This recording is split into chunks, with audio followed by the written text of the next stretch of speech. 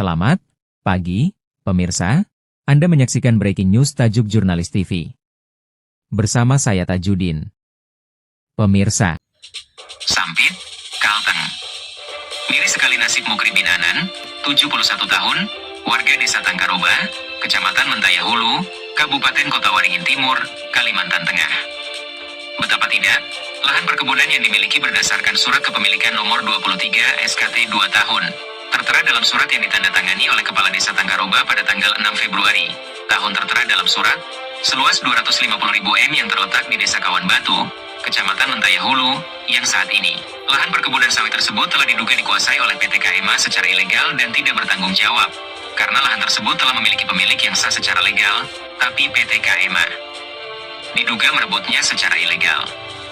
Menurut keterangan Mukri sebagai pemilik yang sah kepada media ini bahwa, pada tahun 2011 dirinya membakar lahan miliknya tersebut untuk kepentingan berladang.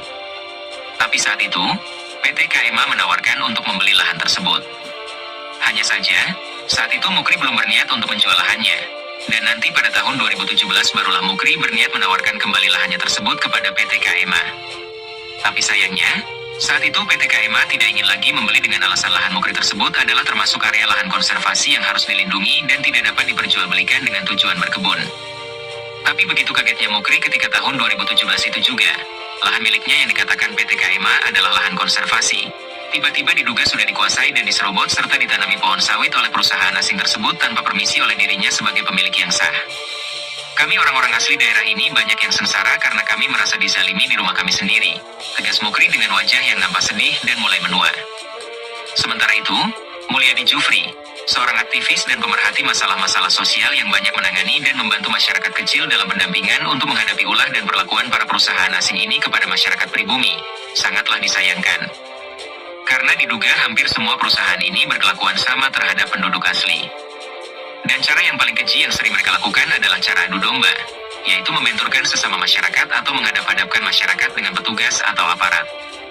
Dan yang paling menyedihkan menurut Mulyadi adalah diduga para oknum dan aparat kita cenderung tidak netral dan lebih membela pihak asing daripada saudara sebangsa mereka sendiri. Mulyadi berharap niat baik dari PT KMA untuk mengembalikan lahan Mukri tersebut dengan cara baik-baik untuk mencegah hal-hal yang tidak diinginkan terjadi, dikarenakan setiap manusia memiliki batas kesabaran yang sama.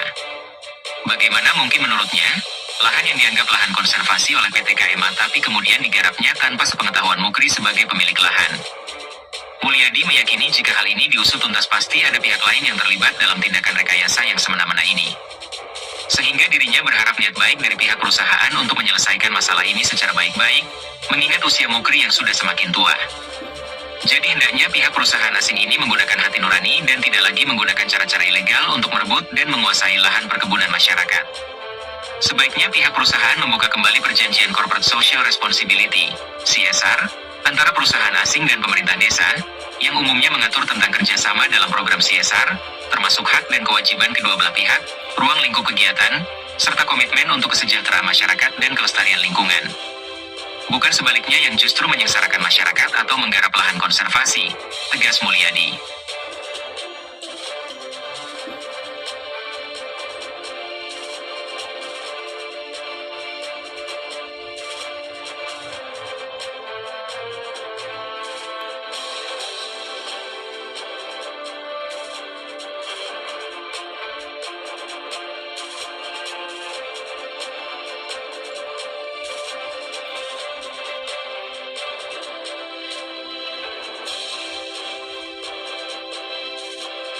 Tetap bersama kami di Tajuk Jurnalis TV, channel YouTube yang menghadirkan berita-berita aktual, tajam, dan terpercaya dari berbagai penjuru Nusantara.